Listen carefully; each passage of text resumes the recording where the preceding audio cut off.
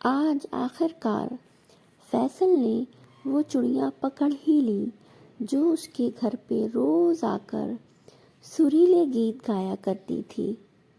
وہ چڑیا بہت ہی زیادہ خوبصورت تھی۔ فیصل نے سوچا اب میں روز اس چڑیا سے گیت سنوں گا۔ فیصل نے چڑیا کے اوپر پیار و شفقت سے ہاتھ پھیرا اور اس چڑیا کو لے کر صحن میں چلا گیا۔ اس نے سوچا کہ اب اس چڑیا کو رکھنے کے لیے بہت خوبصورت سا پنجرے کی ضرورت ہوگی۔ اس نے بہت ہی خوبصورت سا پنجرا جو گھر میں کہیں رکھا ہوا تھا نکال کر اس چڑیا کو اس پنجرے میں ڈال دیا اور انتظار کرنے لگا کہ چڑیا کب خوشی کا اظہار کرے گی۔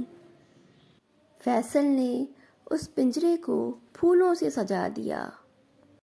پنجرے کو پھولوں سے سجانے کے بعد فیصل پنجرے کے سامنے بیٹھا رہا اور انتظار کرتا رہا کہ کب چڑیا اپنا جادو بھرا گیت گانا شروع کرے گی۔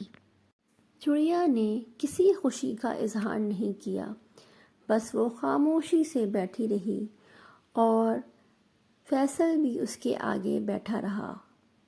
اندھیرا بڑھ رہا تھا۔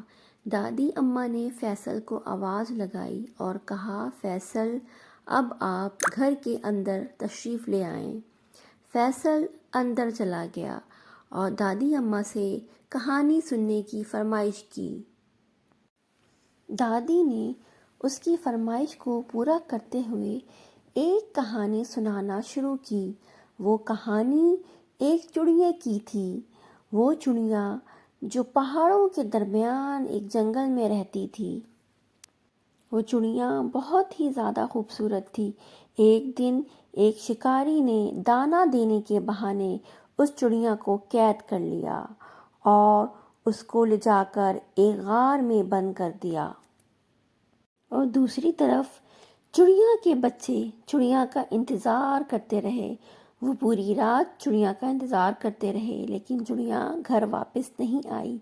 اس کے بچے بھوک سے پریشان نڈھال اپنی ماں کا انتظار کرتے رہے۔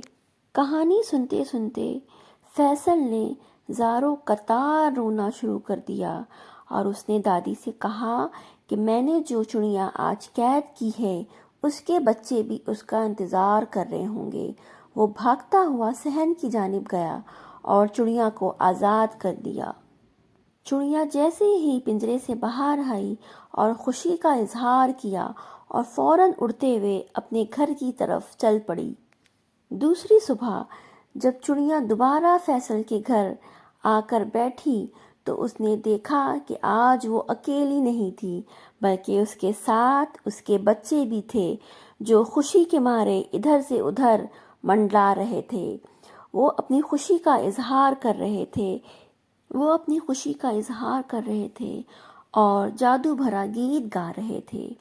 فیصل نے محسوس کیا کہ آج جو ہے چڑیا کے بچے اس کا شکریہ ادا کر رہے ہیں۔ فیصل نے اپنے آپ سے وعدہ کیا کہ آئندہ وہ کبھی بھی کسی بھی پرندے کو قید نہیں کرے گا۔